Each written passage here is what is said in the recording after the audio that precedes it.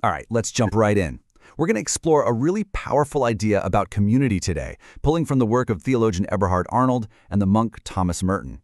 Now, they're coming at this from a deeply spiritual, Christian angle for sure, but their ideas tap into this universal desire we all have for connection, one that feels, more important now than ever.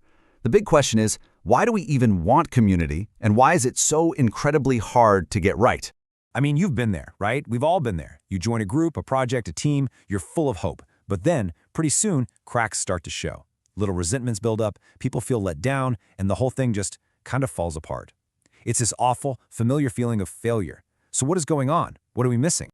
Well, way back, in a time of huge social upheaval, Eberhard Arnold and Thomas Merton stared this exact problem in the face. And the answer they came up with is, well, it's as challenging as it is profound. So let's really unpack their thinking. Okay, so their starting point is totally against the grain of how we usually think. They basically argue that real, lasting community isn't something we can just build with good intentions or clever social programs. It's what they call a divine necessity. And here's Arnold's big idea. He's saying that community isn't just a lifestyle choice, like living in the city or the suburbs. He says it's woven into the very fabric of creation itself. Think about it, from a colony of ants to a whole ecosystem. For humans, he says it's an inescapable must. It's just how we're designed to be. But here's the catch. To get to that kind of community, they say we need faith. And we have to be really clear on their definition of faith. This isn't about just, ticking a box or agreeing to a list of beliefs. It's this active, powerful, personal experience, being overwhelmed by God, as Arnold puts it. It's the force that makes it possible to trust other people again, even after that trust has been completely shattered. And this chart really gets to the heart of it. On one side, you've got the communities we try to build ourselves, based on our own goodness or some set of rules. And they're just so fragile, right? Like a house of cards. They always collapse when our own selfishness and the reality of evil show up. But on the other side, a spirit-driven community that has access to a power that's bigger than our own flaws, a power that can actually overcome them. So, if that's the why behind it, what does this kind of community actually look like day to day? Well, they argue it's not enough to just talk about it. You have to put these ideas into concrete, tangible action. And yeah, it is radical. It's built on 3 really solid commitments. First, you renounce private property. All your income, all your stuff goes into a common household. Second, the community doesn't technically own any of it. It just manages it for the good of everyone. And third, and this is huge, work itself gets totally transformed from a daily grind into a joyful act of love and service for the people around you. See, this shared work is so much more than just an economic system. Arnold sees it as a spiritual weapon. In a world that's so full of division and destruction, the simple, positive act of working together, in a spirit of real love, that becomes an incredibly powerful force for good.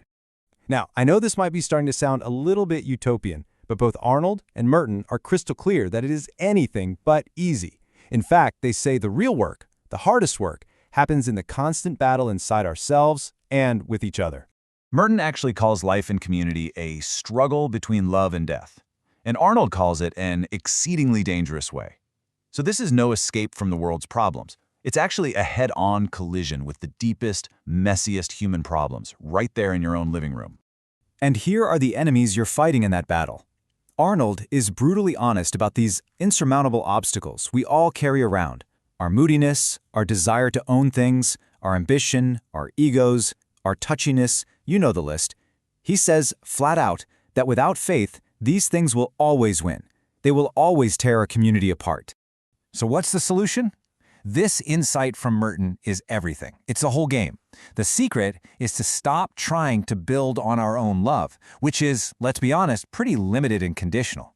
The foundation has to be God's love, because that's the only love big enough to handle our failures and forgive us when we inevitably mess up. And this realization forces a massive shift in how you handle conflict. Just think about the last time you were in a big disagreement within a group. What was the first question that popped into everyone's head?